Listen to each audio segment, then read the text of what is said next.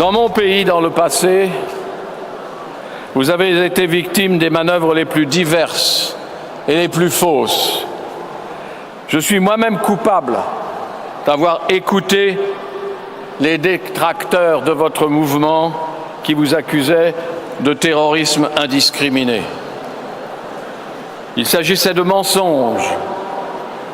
Il faut souligner que vos affirmations démocratiques, votre position ferme sur la parité entre les hommes et les femmes en politique, sur le rôle des femmes en politique, sur la séparation entre la mosquée et le gouvernement, ont très bien défini, encore une fois, dans les mots employés par Madame Rajavi, ont très bien distingué votre mouvement des autres mouvements du Moyen-Orient.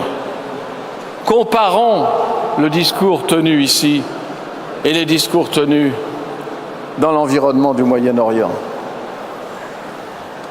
Mais à chaque veille de votre grand mouvement annuel, des milliers de gens qui viennent de toute l'Europe, le gouvernement de Téhéran tente de dénaturer votre mouvement.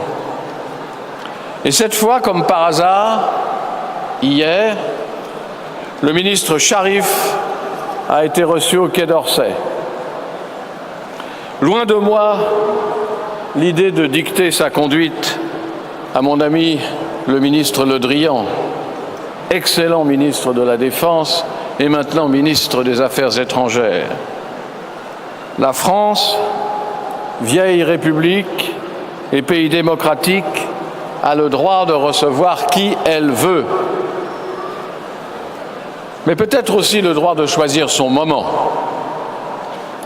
Or, recevoir M. Sharif la veille de votre grand mouvement, je trouve que c'était mal choisi. Une fois de plus, les mollahs tentaient de déstabiliser le mouvement des Moudjahidines par chantage et par mensonge. Mais il n'y a pas eu, et je m'en félicite, de communiqué publié ni par le Quai d'Orsay, ni par Matignon, le Premier ministre, sur la visite de M. Sharif, et je suis heureux pour cela. L'Iran des mollahs, je termine, est impliqué dans toutes les guerres de la région. Impliqué dans la guerre de Syrie, impliqué en Irak, impliqué au Yémen. N'oublions pas ça. Je suis très partisan des démarches en faveur de la paix. Je suis très partisan d'essayer de trouver un chemin pour la paix dans la région, mais pas à n'importe quel prix. Pas avec une alliance qui, au contraire, menace cette paix et maintient cette guerre, et je pense très singulièrement à M. Bachar el-Assad. Voilà. Cette paix à laquelle j'aspire, à laquelle vous aspirez, à laquelle l'Iran aspire, et surtout, dans votre pays, l'Iran, ne se fera pas sans démocratie. Et en donnant, encore une fois, autant d'ampleur à votre mouvement annuel, vous avez l'occasion de le prouver en exigeant ce que vous faites, des élections libres, pour un Iran libre, comme je le disais at the beginning of my non-speech.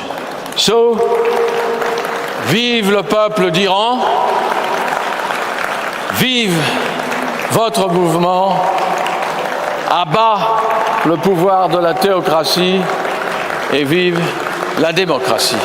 Merci.